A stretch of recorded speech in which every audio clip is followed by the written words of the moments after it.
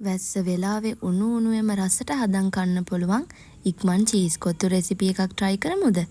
මුලින්ම අපි මේ විදියට ලුණු ගෙඩියක් කපා ගමු. ඊළඟට අපි දිග් අතට කැරට් කපා ගමු. කැරට් ටික කපා ගත්තට පස්සේ අපි කුඩාවට ලීක්ස් කපා ගමු.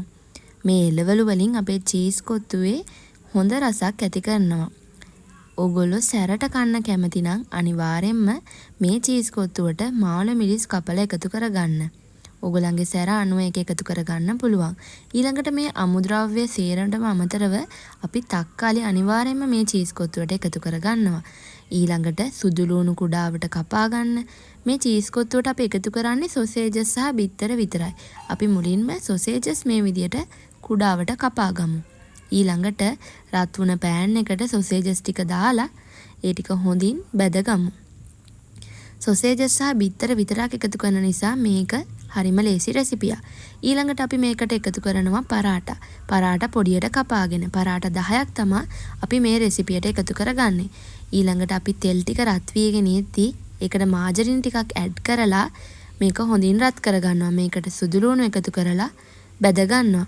ඊළඟට අපි මේකට බිත්තරයක් එකතු කරගන්නවා. මේ බිත්තරෙත් හොඳින් බැද ගන්න ඕන. මේ ටික ඔක්කොම හොඳින් බැදීගෙන එද්දී අපි මේකට කරපිංචා ඊළඟට ලුණු කැරට් එකතු කරගෙන බැද ගන්නවා. ඊට පස්සේ රසායනික ලුණු කුඩු එකතු කරගන්නවා. කෑලි මිරිසුත් ඔයාගේ කැමති සැරට දාගන්න. ඊළඟට බැදපු සොසේජස් ටිකත් එකතු කරලා හොඳින් කලවම් කරගන්න. දැන් අපි මේකට පරාටා ටික එකතු කරගමු.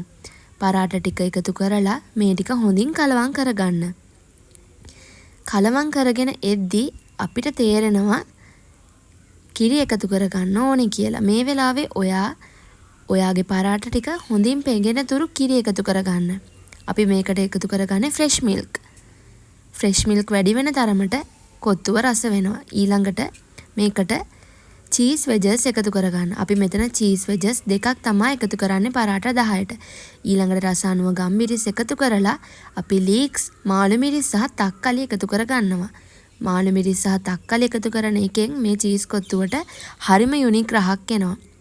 ඊළඟට මේක හොඳින් කුක් වෙගෙන එද්දී හොඳ චීසි පාටට එනවා. දැන් මේ චීස් කොත්තුව කන්න තමා තියෙන්නේ. කොහොමද රස පාට? දැන් අපි මේ විදිහට සර්ව් කරගමු. මේ වගේ රසම රස අඩු අමුද්‍රව්‍ය ප්‍රමාණයකින් හදාගන්න පුළුවන් චීස් කොත්තුවක් ඔයාලා try කරලා බලන්න. අපේ වීඩියෝ එක හොඳයි නම් subscribe කරගෙන යන්න. Bye.